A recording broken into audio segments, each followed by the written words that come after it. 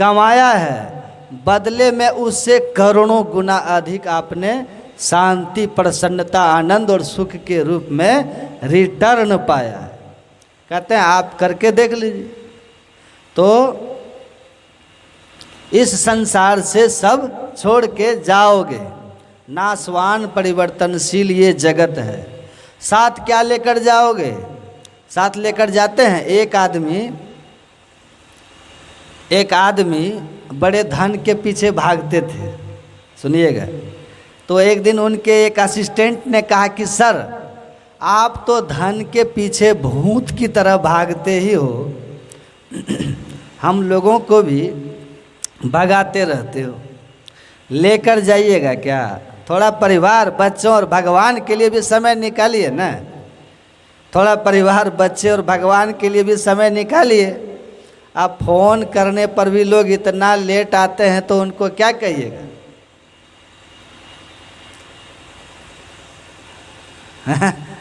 तो कहा कि भगवान के लिए भी थोड़ा समय निकालिए। आप भी भूत की तरह धन के पीछे भाग रहे हैं, हमको भी धन के पीछे भगा रहे हैं, क्या लेके जाइएगा? कहा कि कुछ नहीं लेके जाता है। लोग बोले कुछ नहीं लेके जाता। भाई क्या लेके जाओगे? कई लोगों को बुलाकर कहा कि कुछ तो उपाय कर दो, कुछ तो उपाय कर दो ताकि हम लेके यहाँ से जा सके। सुनिएगा, जो सुना वो का क्या लेके जाओगे? क्या लेके जाओगे? काया हंसा संग होया वा आ जाता जोगी की न होना पावा। भाई लेके क्या जाओगे? अरे हारे पलटू, राजा रंग फकीर गए हैं सब लंगोटी छोड़ के, सब लंगोटी छोड़ के गए हैं यहाँ, क्या लेके जाओगे? कहा महाराज लेके कैसे जाइएगा? कोई उपाय नहीं है। कहा कि हम तो चाहते हैं कि लेकर जाए। कहा नहीं नहीं, सवाल ही नहीं है। धनानि भूमो पशुवै गोष्ठे नारी गृहद्वारी जन शमशाने देह चितायाम परलोक मार्गे अधर्मान गो गच्छति जीव एक। कि महाराज ये तो कुछ भी नहीं जाने वाला है।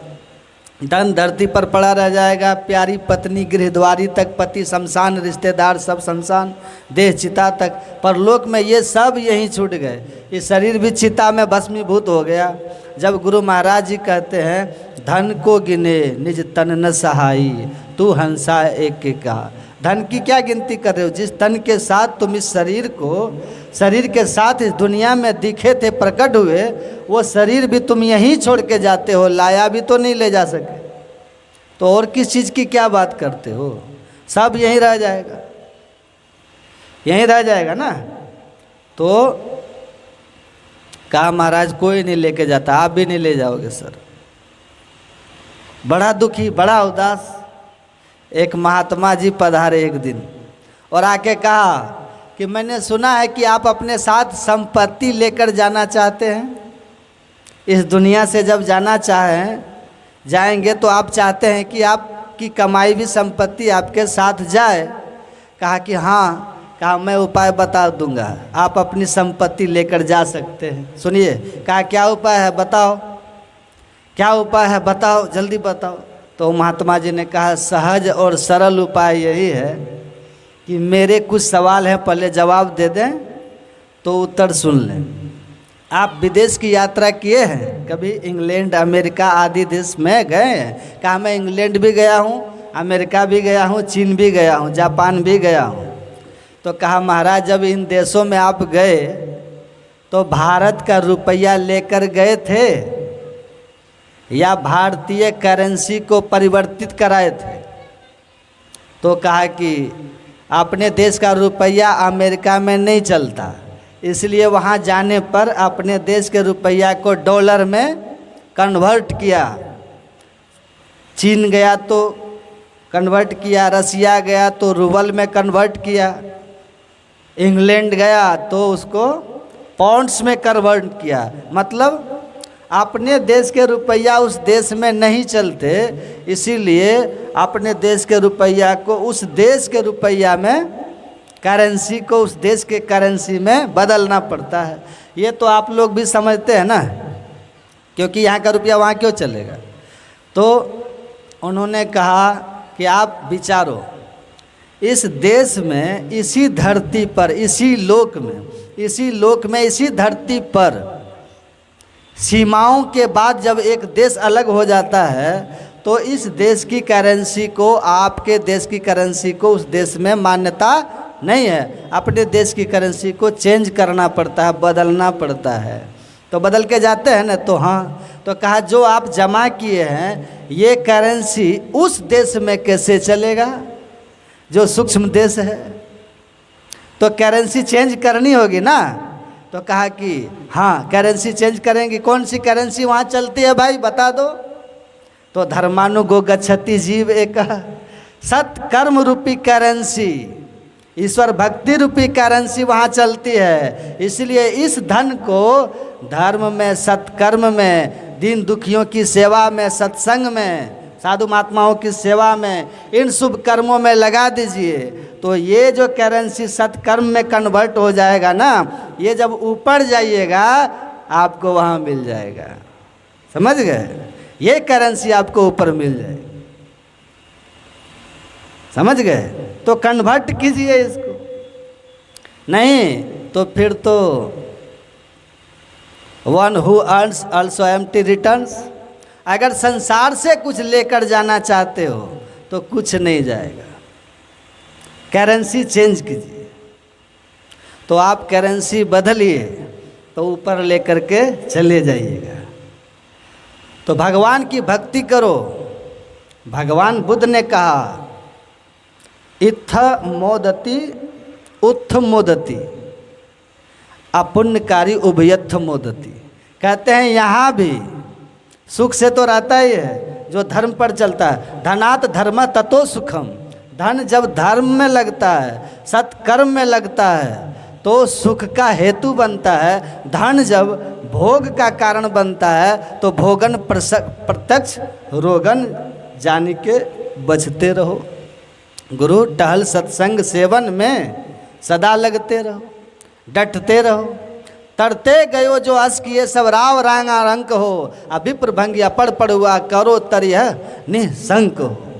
गुरु महाराज कहते हैं जो ऐसा किया, धन को भोग का कारण बनाओगे तो रोग उत्पन्न होगा। लेकिन धन अगर धर्म के लिए है तो ये धर्म आपको सुख का कारण बनेगा। और यही नहीं सुख देगा, यही नहीं। गुरु महाराज कहते हैं पढ़ुआ अनपढ़ हो, ब्राह्मण हो, भंगी हो, जो धन को धर्म में लगाते हैं, सत्संग और गुरु सेवा साधु में लगाते हैं, वो सब तर गए। मतलब मोक्ष को प्राप्त कर लेते हैं, दुख से छूट जाते हैं। मोक्ष का अर्थ होता है जुट से छूट जाना, वो छूट जाते हैं। आप करो निःशंक, बिना शंका के करो, आप सुखी हो जाओ। तो करिए रामपद पंकज ने, परमात्मा की भक्ति कीजिए। और धन खर्च हो तो भक्ति के प्रचार में हो, धन खर्च हो तो सत्कर्म में हो। भोग में खर्च करके क्या मिलेगा? जो आप खर्च कर दोगे, धर्म में खर्च करोगे, वो काम आ जाएगा। आएगा कि नहीं? आज जो आप बैंक में रख दिया वो यहीं रह जाएगा। तो इस संसार में सुखी होने के लिए भी धर्म की, ईश्वर भक्ति के शरण में रहना है। आप बिना भजन किए यह जो परलोक यहाँ सुख चाहो, भगवान राम कहते हैं परलोक और यहाँ दोनों जगह सुखी होना चाहते हो तो सुनी मम वचन हृदय दृढ़ गहो, सुलभ सुखद मार्ग यह भाई, भक्ति मोरी पुराण श्रुति गाई। भक्ति हमारी वेद पुराणों ने इसको गाया है। तो सारे ऋषि महर्षि संत आज तक जो हुए सब एक मत होकर कहते हैं, सब संतन मिली एक मत कीजिए, चलिए पिया के देश। अब पिया मिले तो बड़े भाग से, नहीं तो कठिन कलेश। चलिए पिया के देश मतलब परमात्मा का देश चलिए, उनकी ओर चलिए, उनकी ओर होइए, उनकी ओर होइए। क्योंकि जीवन लह सुख हरि प्रतिकूला। सारे असंभव काम संभव हो जाएंगे। सूर्य को रात अंधकार सूर्य को ढक ले, खरहे के सिंह माथे पर सिंह उगाए, बांझ का बेटा किसी को मार दे, पानी के मथने से क्या निकल जाए? घी या बालू के मतने से तेल निकल आए, ये सारे असंभव काम संभव हो जाए। लेकिन जीव न लह सुख हरि प्रतिकूला, लेकिन परमात्मा से प्रतिकूल होकर के, भक्ति विहीन होकर के, भोग में डूब करके कोई चाहे सुख शांति मिल जाए, महापुरुष कहते हैं कि असंभव है। और वो ऐसे नहीं कर रहे हैं, अनुभव से गुजर के कर, अनुभव से गुजर के कर रहे हैं। वो उसमें सुख पाते हैं और तब दुनिया को सुनाते हैं कि मुझे सुख मिला, आप इस तरह से चलिए तो सुख मिलेगा। एवे भूमा तत्सुखम न अल्प सुखमस्ति भूमा तुम्हें विजिज्ञासितव्यः। नारद जी ने सनत कुमार को कहा कि सुख के लिए प्रयत्नशील नर नारी लाख प्रयास के बाद भी दुखी क्यों रहते हैं? तो सनत कुमार ने कहा था कि हे नारद, सुख कहाँ है? एवे भूमा तत्सुखम, जो अनंत है उसी में अनंत सुख है। अनंत का न अंत होता है, इसलिए अनंत को पाने वाले का सुख का, आनंद का भी अंत नहीं होता है। और जो सीमित है वो ससीम है, उसका अंत होता है, तो उसको पाकर मिलने वाला सुख का भी अंत होता है, सुख का भी अंत होता है। तो संसार ससीम है, उत्पत्ति द्वय, ये प्रकृति द्वय, उत्पत्ति लय, उत्पत्तो और नाश को प्राप्त होता है। तो जो बनने बिगड़ने वाला है, ससीम है, उससे असीम सुख नहीं होगा। असीम परमात्मा को पाकर ही असीम सुख मिलता है। इसलिए जो अनंत सुख के, स्थिर सुख के इच्छुक हैं, उनको चाहिए कि उस अनंत को जाने, ईश्वर को जाने। ईश्वर अनंत ईश्वर ही है, आदि अंत रहित ईश्वर ही है, उसको जानो, उसकी भक्ति कीजिए। वही राम का निज स्वरूप है। राम ब्रह्म परमार्थ रूपा, अविगत मतलब सर्वव्यापक, अविगत अलग अलग मतलब जो देखने में इस आँख से, इंद्रियों से नहीं आए। अनादि, जिसका कोई, जो सबसे पहले का है, जिससे पहले का कोई नहीं हो। अनुपा, जिसके जैसा दुनिया में कोई है ही नहीं, जिससे किसी का उदाहरण तुलना नहीं किया जा सके, एकदम अद्वितीय है